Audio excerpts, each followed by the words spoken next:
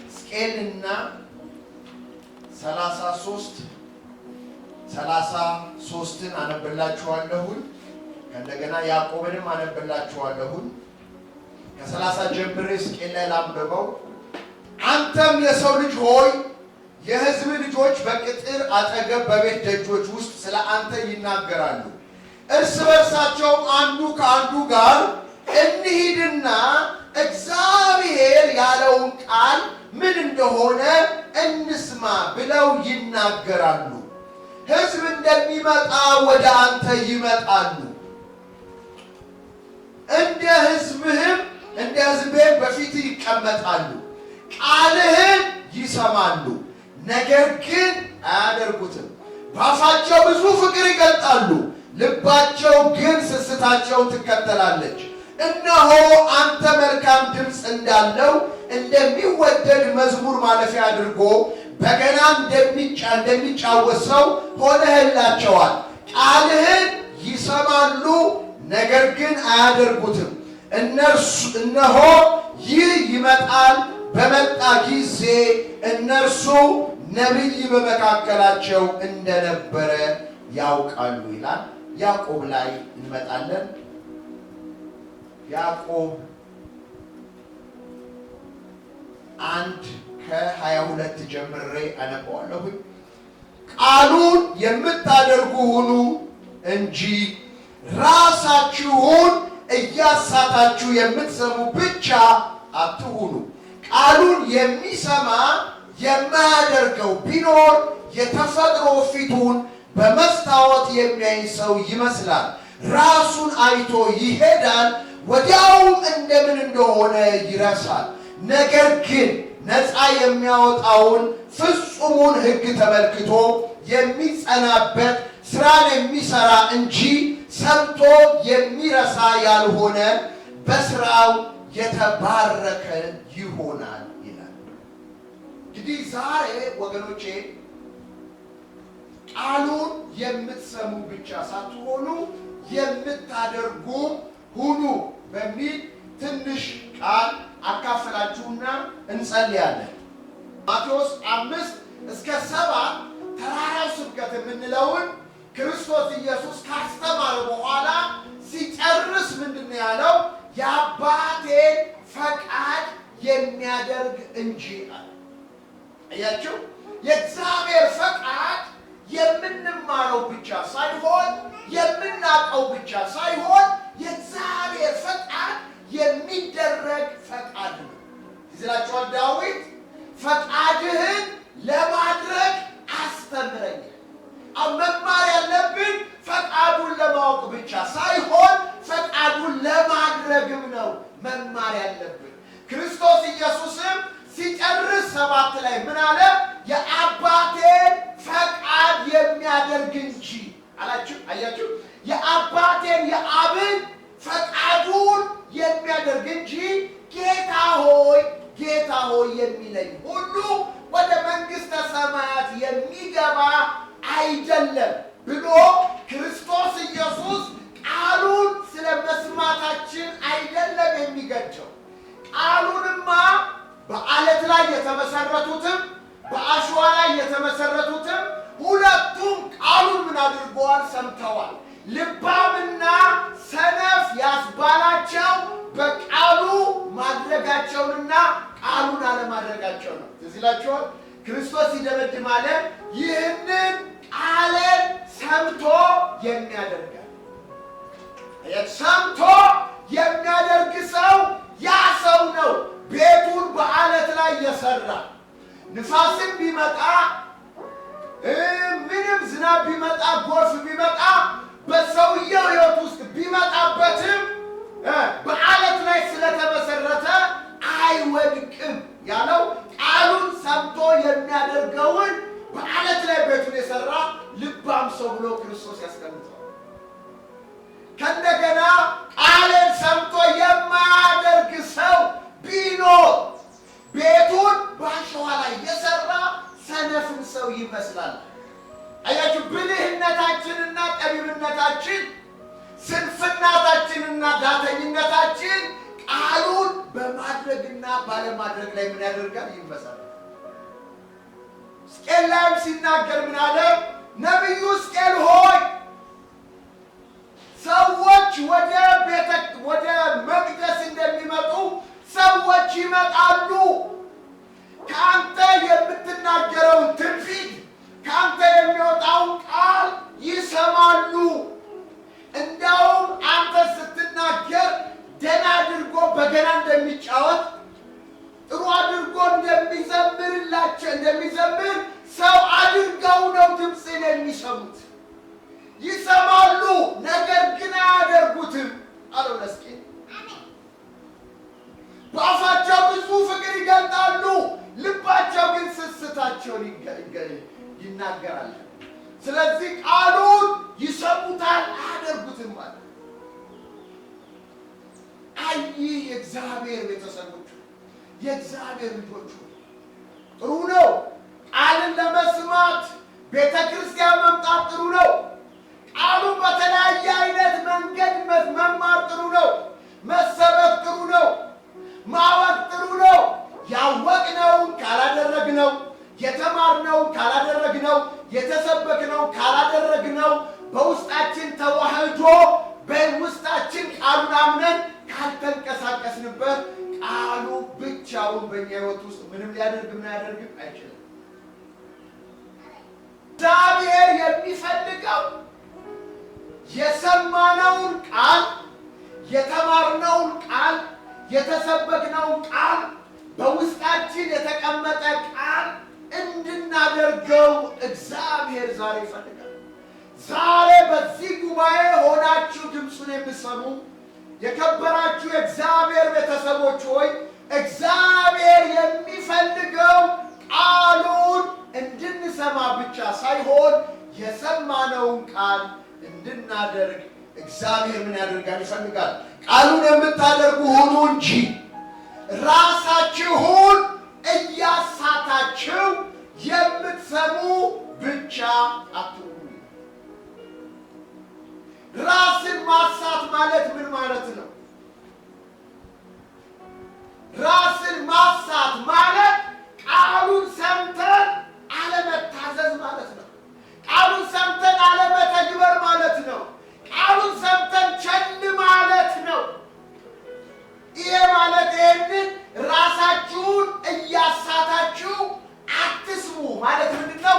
ዛሬ የሰማችሁትን ቃል፣ ዛሬ የተማራችሁትን ቃል እንደ መስታወት ቃሉን አይታችሁ ያ ቃል በሕይወታችሁ ያዛችሁን ነገር ካላደረጋችሁ፣ ካልፈጸማችሁት፣ ያ ቃል መጥቶላችሁ ካልታዘዛችሁት፣ ለዛ ቃል ምላሽ ካልሰጣችሁ፣ ዝም ብላችሁ ካለፋችሁ፣ ነገ ደግሞ ሌላ ቃል ቢሰበክላችሁ የሰማችሁት ከዚህ በፊት ቃል እናንተ ምን አድርጓችኋል? አስቷችኋል። ይህ ማለት ምንድን ነው? የተፈጥሮ ፊቱን በመስታወት የሚያይ ሰው ይመስላል። ሁላችንም በመስታወት አይተን እንደመጣን እርግጠኛ ነን። እኔም አይቼ ነው በመስታወት የመጣሁት። በመስታወት አይቼ የመጣው ፊቴ ከመጣ በኋላ ግን ቅድም ያየሁት ፊት እረሳዋለሁኝ። ከእንደገና ከሰዓት በኋላ ወይንም ነገ ደግሞ መልሼ በመስታወት ይሄንኑ ፊት አየዋለሁ። ቃሉን ሰምቶ የማያደርግ ሰው የተፈጥሮ ፊቱን በመስታወት የሚያይን ሰው ይመስላል። ወዲያው ምን እንደነበረ ይረሳዋል። ስለዚህ ቃሉን የምታደርጉ ሁኑ እንጂ ሰሚዎች ብቻ አትሁኑ ብሎ ይናገራል። አንዳንድ ነገር ላሳያችሁ። የእግዚአብሔር ቃል የእግዚአብሔር ቃል አሜን። የእግዚአብሔር ቃል የእግዚአብሔር ቃል የእግዚአብሔር ቃል የእግዚአብሔር ቃል ነው። ከእግዚአብሔር አፍ የወጣ ቃል ነው። የእግዚአብሔር ቃል የእግዚአብሔርን ሀሳብ የተሸከመ ቃል ነው። የእግዚአብሔር ቃል የሚሰራ ቃል ነው። የእግዚአብሔር ቃል በሁለት ቦታ ከተሳለ ሰይፍ ይልቅ የሚበልጥ ቃል ነው። የእግዚአብሔር ቃል ሕያው ነው ወይንም ሕይወት አለው። ለሚታዘዙት ሕይወት ይሰጣል ማለት ነው። የእግዚአብሔር ቃል ከእግዚአብሔር አፍ ከወጣ እግዚአብሔር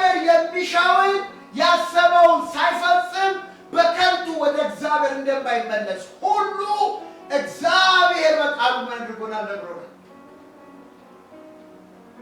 የሚሰሙና የሚያደርጉት ይጠቀሙበታል። የእግዚአብሔርን ቃል ሰምተው የማይታዘዙት ደግሞ እንደ ተፈጥሮ ፊታቸውን በመስታወት አይተው ይረሱታል። የእግዚአብሔር ቃል ምን ያደርጋቸው? አይጠቅማቸው። ባለፈው ስለ እምነት ሳገለግል ለእስራኤላውያን የእግዚአብሔር ቃል ተሰብኮላቸዋል፣ ግን ስላልታዘዙት አልጠቀማቸውም። ለእነዛ እንደተሰበከ ከግብፅ ምድር ሲወጡ የእግዚአብሔር ቃል ተሰብኮላቸዋል። ለእናንተም ደግሞ የእግዚአብሔር ቃል ተሰብኮላቸዋል። የሰሙት ቃል ከሰሚዎቹ ጋር ስላልተዋሃደ አልጠቀማቸውም ይላል። መጀመሪያ አንድ ነገር ላሳያችሁ። እግዚአብሔር ምን ይወዳል ብትሉ ምህረትን ይወዳል። እኔ ጋር ናቸው። ምን ይወዳል? አንድ ላይ እግዚአብሔር የሚወደው ምህረትን ነው። ምህረትን እግዚአብሔር ምን ያደርጋል? ይወዳል። አሁን የእግዚአብሔር ምህረት ምህረቱ ለዘላለም ነውና የእግዚአብሔር ምህረት አያልቅም ይላል። የእግዚአብሔር ምህረት ብዙ ነው ይላል። እግዚአብሔር በምህረቱ ባለጸጋ ነው ይላል። እግዚአብሔር እኛን የማረበት ምህረት ለዘላለም የተማርንበት ምህረት ነው። እሮቼ እኛ ግን ልክ ሆሴ ላይ ምን ይላል? የእናንተ ምህረት ይላችኋል። የእናንተ ምህረት እንደ ማለዳ ጤዛ ነው ይላል። የማለዳ ጤዛ ይወጣና ወዲያውኑ ያደርጋል፣ ይደርቃል። የእኛ ምህረትም እንደዛው ነው። አሁን ክርስቶስ በትምህርቱ በደንብ ስሙን። ሉቃስ 18 ላይ ክርስቶስ እንዲህ አለ። ለአንድ ተበዳሪ ብዙ ዕዳ ነበረበት። ይሄ ዕዳው እርሱም ሚስቱም ልጆቹም ንብረቱ ሁሉ ተሸጦ እድሜ ዘመኑን ሁሉ ሰርቶ ሊከፍል የማይችለውን ዕዳ አበዳሪው መጣና አነቀው ይላል። ገንዘቤን ስጠኝ ይላል። ሰርቼ ከፍላለሁ፣ ታገሰኛል። በቃ እንደውም ምሬልሃለሁ አለ። በደስታ ሄደ ይላል። ትንሽ እንደሄደ ግን 100 ዲናር የተበደረ ሰው እሱ ደግሞ አገኘ። ዕዳዬን ስጠኛል፣ ያበደርኩን ስጠኛል። ሰውየው ምን አለ? ቆይ ትንሽ ታገሰኝና ሰርቼ እሰጥሃለሁ አለ። እሱ እንዳለው ማለት ነው። አይሆንም አሁኑኑ ስጠኝ ብሎ አነቀው ይላል። ከዛ ሰውየውን የት ከተተው ይላል? ወህኒ ከተተው ይላል። ያ ብዙ ያበደረው ሰው ይሄ የተባለለት ሰው ላበደረው ሰው ያደረገውን ጭካኔ አየና ጠራው። አንተ ሰው አለ፣ እኔ እኮ ያንን ሁሉ ዕድሜ ዘመንን ሁሉ ሰርተህ ልትከፍል የማትችለው ዕዳ ይቅር አልኩ። አንተ እንዴት ይሄንን ይቅር ማለት አቃተ? ስለዚህ እስክትሰጠኝ ድረስ ሁሉ ወደ እስር ቤት ሂድ አለው ይላል። ስለዚህ ይልና ክርስቶስ ኢየሱስ እናንተም አለ ሲበሉ አንድ ላይ እናንተም ለሰዎች ምህረት ባታደርጉ፣ ለሰዎች ይቅርታ ባታደርጉ እንደዚህ ሰው ትሆናላችሁ አለ። የሁለቱን ተበዳሪዎች የአንዱ ዘመኑን ሁሉ ሰርቶ ሊከፍል የማይችለውን ዕዳውን ማረለት። እግዚአብሔር ለእኛ የማረውን ምህረት የሚያመለክት ነው። ያ ሰውዬ ደግሞ ጥቂት ገንዘብ አበድሮ ነገ ሰርቶ የሚመልሰውን ምህረት ማድረግ አቅቶት መታገስ አቅቶት ወይኒ ወረወረው። ይሄ አንተ ለኔ እኔ ላንቺ አንቺ ለሱ ማድረግ ያቃተንን ምህረት የሚያመለክት ነው።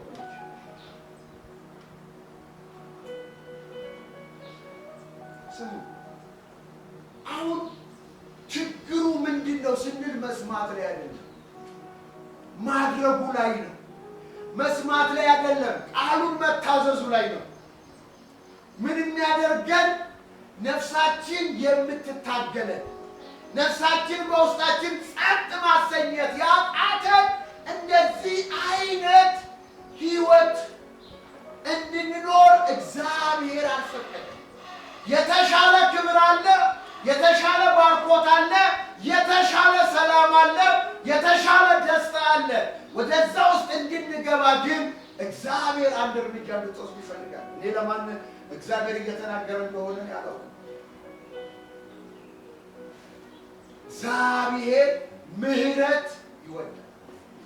እስቲ በደምብ አሜን ነው። ምህረት ይወዳል። ጸሎት አስተምረን ብለው እኮ ደቀ መዛሙርቶቹ ጸሎት ያስተማራቸው ምንድነው? እኛም የበደሉንን ይቅር እንደምንል። እስቲ በሉት ጮክ ብላችሁ። አንተም በደላችንን ይቅር በለን። አያችሁ፣ መጀመሪያ እሱ በደላችንን ይቅር እንዲለን እኛ የበደሉንን ሰዎች ይቅር ማለት አለብን። ምንም ይበድልሽ እግዚአብሔር አንተን አንቺን ይቅር ካለሽ አይበልጥም። አንቺ የምትሰጪው ይቅርታ፣ እኔ የምሰጠው ይቅርታ ከምንም ጋር አይወዳደርም ወገኖች። እኛም የበደሉንን ይቅር እንደምንል አንተም በደላችንን ይቅር በለን። ለሰዎች በደላቸውን ይቅር ባትሉ፣ እስቲ በሉ ድገሙት እስቲ። እኔም በደላችሁን ይቅር አልልም። ስሙ፣ እኔ አስመራ እያለሁ አንዴ የእናቴና የአክስቴ ጸብን ሰማሁ። እዛ እያለሁ ማለት ነው። በምን እንደተጣሉም አላውቅም። ያ ወገንተኝነት አለ ስጋ ነገር። ለእናቴ ወግኜ አክስቴ ከመሬት ተነስቶ እንደሚባለው ዝም ብዬ ጠላኋት። ወደ ጌታ ከመጣ በኋላ ስለ ምህረት ሲሰበክ ይሄ ውስጤን መንፈስ ቅዱስ ይወቅሰዋል። ይቅር በላት ይለኛል። አልተነጋገርን ምንም ነገር። ቤቷ በላለሁ፣ ቤታችን ትመጣለች፣ ቤቷ እንሄዳለን፣ ፋሚሊ ሆነናል። አሁን ግን እዚህ ውስጥ ያለ ነገር አለ። ምክንያቱም ኃጢአት እንዳይሆንብህ ባልንጀራህን በልብህ አትጥላው ይላል። ውስጤ ጥላቻ ስላለ ለካስ ኃጢአት ውስጥ ነው ያለሁት። ስለ ምህረት ሲሰበክ መንፈስ ቅዱስ ይቅር በል ይለኛል። እኔ እንዴት ይቅር ልበል? ሐሞት አለ፣ ስጋ አለ፣ እዚህ ውስጥ የሚታገል ነገር አለ። ሶስተኛው ጊዜም መንፈስ ቅዱስ ሲወቅሰኝ በቃ አሁን የእግዚአብሔር ድምፅ ነው። ነገ ቀጥታ ሄጄ እጠይቃታለሁ ይቅርታ። ማታ ጸለይኩኝ፣ በሌሊት ተነሳሁኝና ጸለይኩኝና 2 ሰዓት ሲሆን አክስቴ ቤት ሄድኩኝ። አያታችን የእሷ እናትና አክስቴ ባለቤቷ ቤተሰብ ተሰብስቦ ቡና እየጠጡ ነው። ገባዊ ሰላም አልኳቸው። አክስቴ እፈልግሻለሁ አልኳት። መኝታ ቤት ገባች። እኔ አሁን ክርስቲያን ሆኛለሁ። የእግዚአብሔርን ቃል መታዘዝና መፈጸም እፈልጋለሁ። አንቺ ከእናቴ ጋር ተጣልታችሁ ነበር። በምን እንደተጣላችሁ አላውቅም።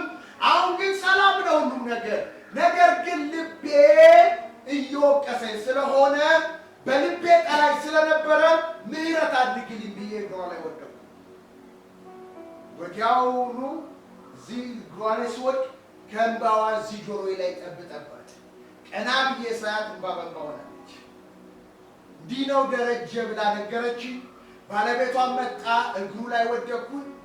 ከዛ በኋላ ከዛ ቤት ሲወጣ ያለኝ ሰላም ያለኝ ደስታ ልነግራችሁ አልችልም። ምህረት ጉልበት በህይወታችሁ በመንፈሳዊ ህይወታችሁ እንድታገኙ ያደርጋችኋል። ምህረት የእግዚአብሔርን ሰላም የእግዚአብሔርን ደስታ ወደ ህይወታችሁ ያመጣል። ምህረት የተዘጋ በር ይከፍትላችኋል። ምህረት የታጠረባችሁን አጥር ያፈርስላችኋል። ምህረት ካላችሁበት ድካምና አዚም ያወጣችኋል። ነገር ግን ምህረት ለማድረግ ጸጋ ያስፈልጋል። ምህረት ለማድረግ ውሳኔ ያስፈልጋል። ምናልባት ባል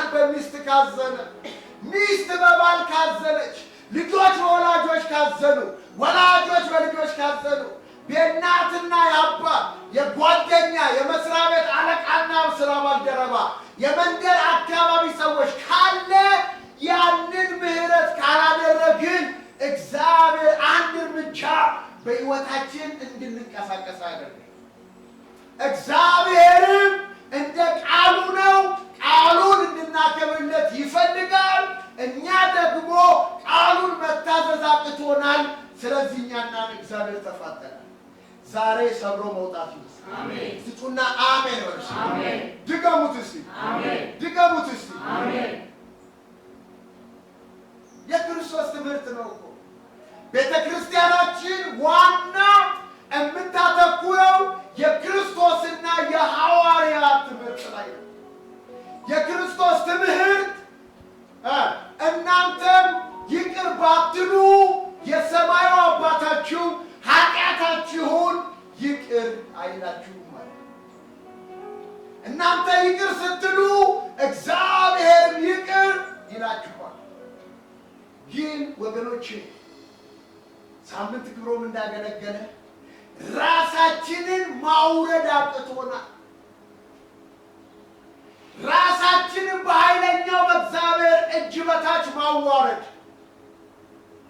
ስሙኝ፣ መጽሐፍ ቅዱስ እንዲህ ይላል፣ ራሱን የሚያከብር ይዋረዳል፣ ራሱን የሚያዋርድ ግን ከፍ ከፍ ይላል። አሁን ራስን ማዋረድ ማለት ለእግዚአብሔር ቃል ምላሽ መስጠት ማለት ነው። ራስን አለማዋረድ ማለት የእግዚአብሔር ቃል አለመታዘዝ ማለት ነው።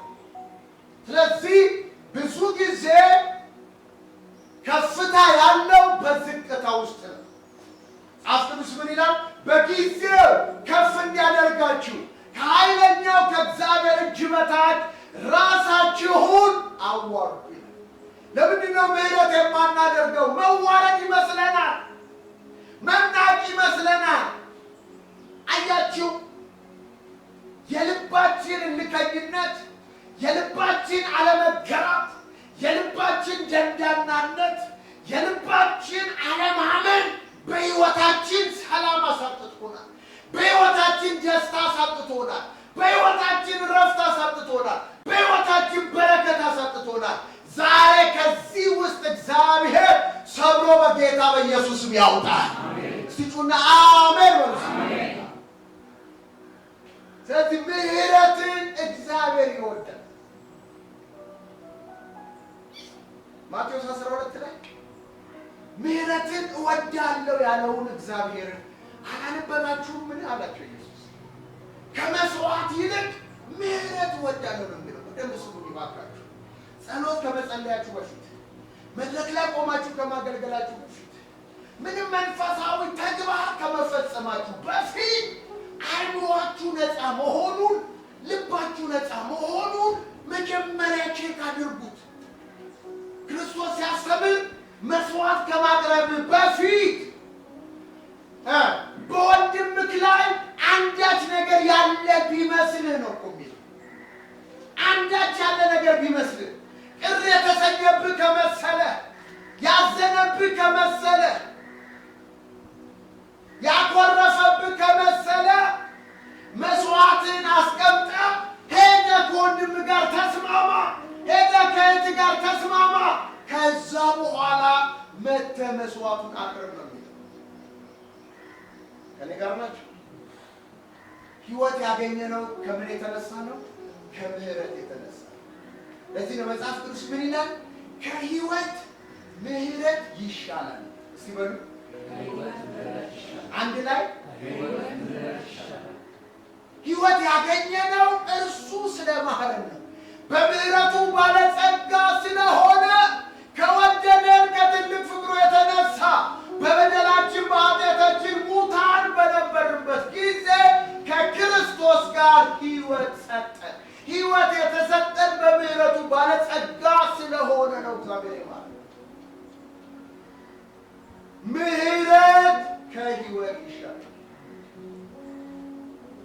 ከመስዋዕት ይልቅ ምህረትን እወዳለሁ ያለውን አላነበባችሁም? ስለዚህ ወገኖቼ ምህረት ካላደረጋችሁ ህይወታችሁ፣ ትዳራችሁ፣ ስራችሁ፣ ኢኮኖሚያችሁ፣ ጤንነታችሁ የተለያዩ ነገራችሁ ምን ያደርጋል ይታሰራል። በደንብ ስሙ። አንዲት እህት ናዝሬት ላይ ደህንነት የሚያስተምራት የምታስተምረው ወደ ጌታ የመጣ ወንድም አለ። እሱ ደግሞ ሚስት ይፈልጋል፣ ይጸልያል። እግዚአብሔር ሚስት እሷ ነች አለ አስተማሪ። እሷ ደግሞ እንድታገባ ከምትፈልጋቸው ወንዶች መስፈርት ውስጥ ሶስቱንም አላሟላ። አንደኛ ሹፌር ነው፣ ሁለተኛ ራሰ በረሃ ነው፣ ሶስተኛ ረጅም ቀውላላ ነው። እንደዚህ አይነት እሷ አትፈልግ። ስለዚህ እያስተማርኩ ስለተቀራረብን የደፈርከን አለችው። በጣም ፊት ነሳችሁ፣ አስከፋችሁ። ደህንነቱም ሳይጨርስ ምን አደረገ? አቋረጠ። ሌላ ቦታ ሄዶ ቤተክርስቲያን ተቀላቀለ። አሁን እቺ እህት በዚህ ወንድም ታሰረች። በምን? በደዌ ተኝታ እቤቷ እያለች ናዝሬት ውስጥ አሉ የሚባሉ የፈውስ አገልጋዮች፣ መገለጥ ያለባቸው ነቢያት የሚባሉ ሁሉ አገልግለዋታል፣ ጸልየውላታል። ልትፈወስ ምን አላደረገችም? አልቻለችም። ከአዲስ አበባ ለኮንፈረንስ የሚመጡ እዚህ ታዋቂ አገልጋዮች ሲመጡ ቤተሰቦቿ ሁሉ በጌታ ስለነበሩ እነዛን አገልጋይ ወስደው ይጸልዩላታል። ፈውስ የሚባል ነገር የለም። ሐኪም ቤት ትሄዳለች። ብዙ አይነት ምርመራ ይደረጋል። በሽታው ሊታወቅ አልቻለም። በመጨረሻ ጓደኛዋ መታ ምናልባት በሐኪም ያልተገኘ በመገለጥ ያልታወቀ እጅ ተጭኖ ያልተፈወሰ ደዌ ምናልባት የበደልሽው ሰው ካለ እስቲ አስቢ አለቻት። መንፈስ ቅዱስ ይህንን ወንድም ወደ ውስጧ አመጣ። አንድ ወንድም አለ፣ ደህንነት ሳስተምረው ለትዳር የጠየቀኝ ወንድም ነበረ። ከዛ ቀጥሎ እንደማይሆን በኃይለ ቃል ተናግሬዋለሁ። እሱ ወንድም አሁን ቸርችም እንደሌለ አውቄያለሁ። አቃይቃው ልጁን አገኙት። ምህረት ለልጁ አደረገች። እግዚአብሔር ወዲያው ምን አደረጋት? ፈቷት። ብዙዎቻችን ደዌ ያያሰን፣ ብዙዎቻችን መንፈሳዊ ሰማይ የተዘጋብን፣ ብዙዎቻችን ነገሮች እንደሚገባው አልሄዱ ያሉ ምናልባት እዚህ ውስጥ የቋጠርነው ቂም ይኖር ይሆን? እዚህ ውስጥ ጥላቻ ይኖር ይሆን? እዚህ ውስጥ እኔነት ይኖር ይሆን? እዚህ ውስጥ ልከኝነት ይኖር ይሆን? እዚህ ውስጥ ዝቅ ብዬ እሱን ምህረት አላደርግለትም፣ እሱን ምህረት ከማደርግለት ከቤተ ክርስቲያን እቀራለሁኝ፣ ከመንግሥተ ሰማያት ብጎድል ይሻለኛል ለሱ ምህረት ከማደርግለት ብለን ይሆን ያሉ ሰዎች ስላሉ ነው። ራክሽ ብዬ ስለምናት ነው አለች። እኛ ቸርችም ለመቀጠል አልፈለገችም። ምህረት አላደርግለትም፣ ለሱ ምህረት ከማደርግለት ሲኦል ብገባ ይሻለኛል ያለች እዚሁ ቸርች ልባችን ምን አይነት ደንዳና እንደሆነ መጽሐፍ ቅዱስ ሲናገር ምንድን ነው የሚለው? ጸሎታችሁ እንዳይከለከል እርስ በእርሳችሁ ተስማሙ፣ ሴቶች ደካማ ፍጥረት ናቸውና። ባሎች ሆይ ለሴቶች ራሩላቸው፣ የእግዚአብሔር መንግሥት አብረው ወራሽ ናቸው። ያለበለዚያ በመካከል ጠብ ካለ ጸሎት ይከለከላል። ቼክ ልባችሁን አድርጉ እህቶቼ፣ ልባችሁን ቼክ አድርጉ። ሰው እኮ መተንፈስ ሲያበዛ ምናልባት ልብ ድካም አግኝቶኝ ይሆን፣ ምናልባት ሳምባዬ ታሞ ይሆን ይላል። ቼክ እናድርግ መንፈሳዊ ሕይወትን ወገኖች። ሳናውቀው የእግዚአብሔር ቃል ካልታዘዝን ነገራችን እንደተቆለፈ ይከርማል። እስክንመለስ ጊዜ ድረስ እግዚአብሔር ምን አደርጋለሁ ይጠብቃል። እኔ ጋር ናቸው። ወደ ምህረት ክልል እስክትመለስ ድረስ እግዚአብሔር ይጠብቃል። ለዚህ ነው ብትመለሱ እመልሳችኋለሁ።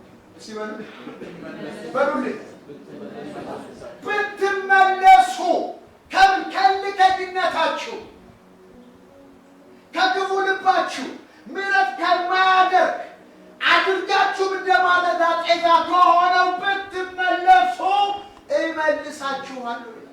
መመለስ እግዚአብሔር ያደርግልን። እዚህ በደንብ አሜን በሉ። የፈለገው ይሁን። እኛ እኮ ወገኖች እኛ በነበርንበት ወደ ጌታ የመጣን ጊዜ ክርስትና ሲሪየስ ነው። ሁለቱ ጓደኞች ያው ፓስተር ናቸው። ሁለቱ አንዱ አሜሪካ ነው፣ አንዱ እዚህ ነው።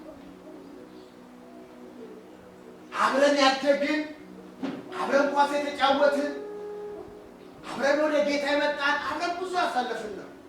ግን አንድ ወቅት በአንድ ጉዳይ ላይ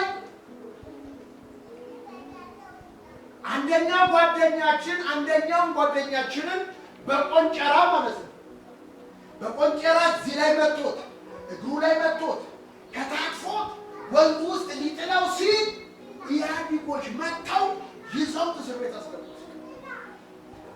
እኔዛን ጊዜ ወደ ድሬዳዋ አካባቢ ነበርኩኝ። እከሌ ጓደኛ እከሌን እንዲያደረገው ሲሉ ልምጣና እበቀለዋለሁ ብዬ ውስጤ ቂም ቋጥሬ በእኛ በር ጋር ነው የሚያልፈው። እኔም ደግሞ ለጓደኛዬ ይሄንን ለመበቀል በዝግጅት ላይ ያለው ጌታ ምን አደረገ? ተገናኘ። የተመታውን ወደ ጌታ መጣሁት፣ መቺውም ወደ ጌታ መጣ። አንድ ላይ ስንጸልይ እነሱ አድብተው አንድ ቀን ሊገሉት ነው እዛው ይባባል ይሉ ነበር የሰፈር ሰዎች። መጨረሻ ግን ያ ተመቺ ወንድም ሁልጊዜ የልብ ውስጥ ሐዘን ስለነበረ አንድ ቀን እየጸለይን መንፈስ ቅዱስ ሄደ ይቅር በል አለው። ተመቺው አሁን ሲሄድ ያለቅሳል። ይሄ አጥንቱ ተሰብሯል፣ እዚህ ጋር ያለችው እንጂ አጥንቱ ተሰብራለች። ሲሄድ ያለቅሳል። ግን አንድ ላይ ይጸልያሉ፣ አንድ አልጋ ላይ ይበላሉ፣ አንድ ትሪ ላይ ይበላለን። እውነተኛ ምህረት ተደርጎ ነበረ። ነገር ግን መንፈስ ቅዱስ ውደቅና ይቅር በላል። መታየኛል፣ እንዲያድርገኛል። አዎ የዛን ጊዜ ያለማወቅ ወራት ነበር። አሁን ጌታን አውቀናል። ከልቤ ይቅርታ ብያለሁ ብሎ ብሎ ለወደቀ ነፍስ ሊገድል ያለውን ሰው ምህረት የማድረግ ጉልበት ነበር። ዛሬስ ወንድሜ ምንድነው ልህ ውስጣችን ያለው? ምንድነው ልህ ውስጥሽ ያለው? እህቴ ዛሬ ይሄ ሐሞትን እግዚአብሔር ይድፋው። አሜን። እሺ በደምብ አሜን በሉ። ምን ያድርገው? ይድፋው። እህቶች ይድፋላችሁ፣ ወንድሞች ይድፋላችሁ። ሐሞት ነው እኮ ምሬት፣ እልከኝነት፣ አልሸነፍ ባይነት፣ ግትርነት። እሱ ይበለኝ እንጂ እንዴት እኔ፣ እሷ ትበለኝ እንጂ እንዴት እኔ እንዲያድርጎ ልለው ለዘላለም ይቅር። ወንድሜ ለዘላለም ሕይወት ይቀርብሃል። ምህረት ማግኘትህን፣ ምህረት መቀበልህ፣ መዳን የሚታወቀው ምህረት በማድረግህ እንጂ ግትር በመሆን አይደለም። የተማረ ሰው ይምራል። እስቲ በደምብ አሜን ነው። የተማረ ሰው ምን ያደርጋል? የተማረ ሰው ይምራል። የተማረ ሰው ልቡ ትሁት ነው። የተማረ ሰው ልቡ ገር ነው። የተማረ ሰው ልቡ የዋህ ነው። የተማረ ሰው ልቡ ቅን ነው።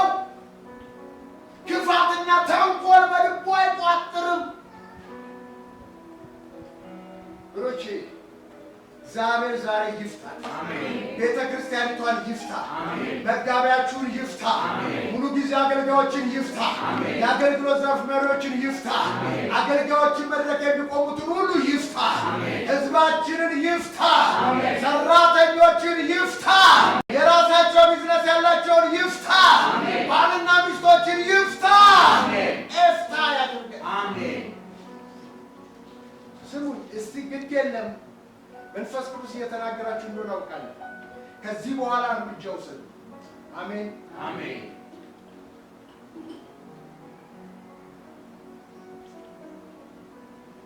ቃሉን የምታደርጉ እንጂ እስቲ በሉት ቃሉን የምታደርጉ እንጂ ሰሚዎች ብቻ አትሁኑ። ማድረግ ውስጥ እግዚአብሔር ያስገባል። አሜን። እስቲ በደምብ አሜን አሜን። እኔ በብሉይ ኪዳን ከሚገርመኝ ኢያሱን እግዚአብሔር በሙሴ ቦታ ይተካው ካስፈለገ በኋላ እጁን ጭኖ እሱ ላይ የነበረው መንፈስ ኢያሱ ላይ ካስቀመጠው በኋላ ኢያሱ የጥበብ መንፈስ ተሞላ ይላል። ከዛ በኋላ እግዚአብሔር ምን አለ? አሁን ህዝቡ የሚጠይቀው ጥያቄ አለ። ኢያሱ እንደሚነግስ ህዝቡ አውቋል። ብቻ ከሙሴ ጋር የነበረ እግዚአብሔር ካንተ ጋር ይሁን እንጂ እንታዘዝሃለን። አይዞ በርታ። እግዚአብሔር ምን አለው? ከሙሴ ጋር እንደነበርኩ ካንተ ጋር እሆናለሁ። አይዞ በርታ፣ ጽና። ስለዚህ እግዚአብሔር ለከፍታ ኢያሱን ሲያጨው ህዝብ እንዲቀበሉ ሲፈልግ አንድ ነገር ነው አድርግ ያለው እግዚአብሔር ኢያሱ። ያ ምንድነው? ነገ ተቀደሱ፣ ህዝቡን ቀድስ፣ ወደ ዮርዳኖስ ውሰድልኝ። ዮርዳኖስ ውሃን ታቦት ተሸክመው ህዝቡ ከኋላ ይከተሉ። በዚህ ሜትር ርቀት ይሁን። ዮርዳኖስን ሲረግጡ ውሃው ይደርቃል ብሎ ምን አደረገው? ተናገረ። ኢያሱ አምኖ ቃሉን ለመታዘዝ ተንቀሳቀሰ። እስቲ አሜን አሜን። እስቲ በደምብ አሜን ነው። አሜን። አያችሁ፣ ካህናቶቹን ታቦት አስሸከማቸው። ህዝቡን ከታቦት በኋላ በዚህ መሃል ርቀት ተከተሏቸው። ካህናቶቹ እግራችሁን ስትረግጡ ዮርዳኖስ ይደርቃል፣ ህዝብም ይሻገራል የሚል መገለጥ ይዞ አምኖ ታዘዘ። አሜን። ስጩና አሜን በሉ። አሜን። በደንብ በሉ። አሜን። በደንብ በሉ። አሜን። አይ ቃል ከታዘዝን ቃልን የምታደርጉ ሁሉ እንጂ ሰምታችሁ ራሳችሁን የሚያስታችሁ አይሆን እንደሚባል ታቦት ተሸከሙ ካህናቶቹ ይላል መጽሐፍ ቅዱስ። ከሚገርማችሁ ነገር እግዚአብሔር የሚፈትናችሁ እምነታችሁን ነው። እምነታችሁ ሲፈተን ደግሞ ከተፈጥሮ በላይ የሆነ ከአይምሯችሁ አስባችሁት ቀመር በአይምሯችሁ ቀመር ሰርታችሁ ከምትደርሱበት በላይ በሆነ ነገር ውስጥ እግዚአብሔር እንድታልፉ ያደርጋል። ዮርዳኖስ እንደ ወትሮው አልነበረም። ክረምት ነበርና ሞልቶ ይፈስ ነበር። አይን እግዚአብሔር ሲፈትንህ ከተፈጥሮ በላይ የሆነ ነገር ያመጣል። ስለዚህ ካህናቶቹም ተሸከሙ። ካህናቶቹም ዮርዳኖስን ሲረግጡ ውሃው ግራና ቀኝ እንደ ግድግዳ ቆመ። ሲባካችሁ አሜን አሜን። ሁሉን የሚችለውን የአምላክን ቃል ስንታዘዘው ሁሉን የሚችል አምላክ ተፈጥሮን ለታዘዝነው ለእኛ ያዝልን። ዮርዳኖስ ቆመ፣ ህዝቡ በደረቅ ምድር ተሻገረ ይላል። ከዮርዳኖስ ውስጥ ምን አወጡ? ድንጋይ አወጡ። ከዛ በኋላ በዮርዳኖስ ዳርቻ ላይ አቆሙ።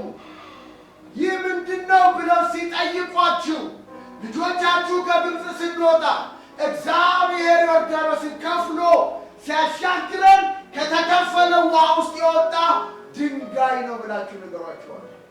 እምነት በጌታ በኢየሱስም ተአምር ይሰራል። አሜን። ስጩና አሜን በሉ። አሜን። ምን እምነት ቃሉን ስንታዘዘው ማለት ስሙ እግዚአብሔር እንዲያጥች እንድትቀልብህ የሲዶናዊቷን ሴት አዝዣታለሁ፣ ወደ እርሷ ሂድ አለ። ይህች ሴት ደግሞ በልቼ እሞታለሁ የሚል እምነትና ተስፋ መቁረጥ ይዛ ነው የወጣችው። ኤልያስ አገኘት ውሃ ሲላት ልታመጣለት ሄደች። እንጀራ ሲላት ግን ያው እግዚአብሔርን በሕያው ነፍስ እምላለሁ ከጥቂት ማሰሮ ከጥቂት ዘይት በስተቀር በቤት ምንም ነገር የለም። ግድ የለም እሱን አምጪና ለእኔ ስጪ፣ ከዛ በኋላ ዱቄቱ ከማድጋው ዘይቱ ከማሰሮ አይጎልም ብሎ ተናገረ። ሄደች፣ እንደ እግዚአብሔር ቃል አደረገች። እስቲ በሉ ከዛስ ውጤቱ ምንድን ነው? እንደ እግዚአብሔር ቃል ስታደርግ ከማድጋው ዱቄቱ ከማሰሮው ዘይቱ አልጎደለም። 3 ዓመት ተኩል በሉ።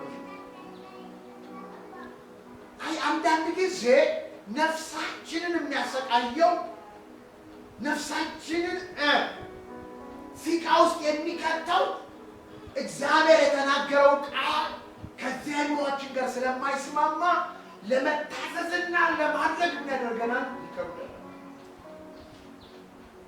ስንታዘዘው ቃሉ ፈውስ ቢሆን በረከት ቢሆን መዳን ቢሆን የበር መከፈት ቢሆን ቅባት ቢሆን ይዞ ምን ያደርጋል? ይመጣል።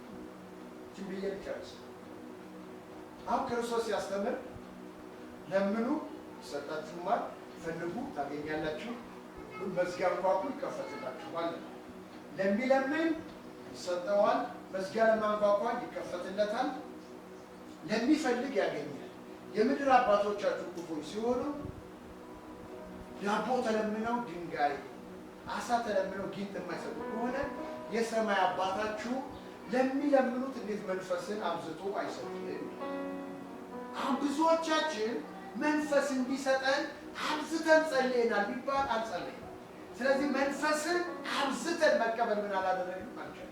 ይሄንን ቃል ስላልተቀበልን ማለት ነው። ይሄንን ቃል ግን የምንጠቅሰው ለምን ነው? ለምኑ ይሰጣችኋል ተብሏል። እግዚአብሔር ሆይ ለምንሃለሁ ስጠኝ ይላል። ያውም ምንድነው? ገንዘብን፣ መኪናን፣ ቤትን የምንለው ማለት ነው። ይሄ አይደለም ለእኛ በትክክል የተጻፈልን ስለ ገንዘብ፣ ስለ ቁሳዊ ነገር ምንድነው የሚለው? ክርስቶስ ኢየሱስ ያለው ምንድነው? ስጡ ይሰጣችኋል፣ ለምኑ ይሰጣችኋል። ለመንፈስ ቅዱስ ለገንዘብ ለቁሳቁስ ግን ስጡ ይሰጣችኋል። በምትሰፍሩበት መስፈሪያ ተጨንቁኖና ተጠቅጥቆ ይመለስላችኋል። አሜን። አሁን ስጡ የሚለውን ቃል ካልታዘዝን ይሰጣችኋል የሚለው ቃል ህይወታችን ምን ያደርግም አይሰጥም። ስለዚህ ስሙ፣ ነቢያቶችም የፈለገው የተቀባ ነቢይ ቢሆን ለማይታዘዝ ሰው ስጡ ይሰጣችኋል በሚለው መንገድ ላላለፈ ሰው ትክክለኛ መንፈስ ቅዱስ ወደ እሱ የበረከትን አዋጅና የበረከትን ትንቢት አይነግርም። ስሙ፣ ብዙ ጉባኤ ስለተጋፋ ብዙ ጉባኤ ስላለ እዛ ቦታ ላይ በሻቦ የሚወረወር ሁሉ ትንቢት አሜን ብለን ብንቀበልም ህይወታችን አይሰራም። በህይወታችን እንዲሰራ ከተፈለገ የእግዚአብሔርን ቃል እንመነው፣ እንታዘዘው፣ ውጤቱን እናየዋለን። እስቲ በደንብ አሜን በሉ። በደንብ የእግዚአብሔር ልጆች እስቲ በደንብ አሜን በሉ። ቃሉን የምታደርጉ ሁሉ ብዙ አለ ውስጥ ብዙ አለ። እኔ ወደዛ ውስጥ አልገባም ሰዓትም ስለሌለ፣ ግን የእግዚአብሔርን ቃል ስታነቡ ራሳችሁ ነው እያነበባችሁ ዋይ ራስ እኔ በዚህ ውስጥ አልፈያለሁ። ስለ ምህረት የሚያወራ ከሆነ ምህረት አድርጌያለሁ፣ እግዚአብሔር ስላደረገልን ምህረት እያመሰገን ነው። ስለ ብዙ ነገሮችን ቃሉን እያየን ራሳችንን በቃሉ ብንፈትን ብዙ በረከት እናገኛለን። ክብር ለማን ይሁን? ለእግዚአብሔር። እግዚአብሔር አምላክ ይባላል።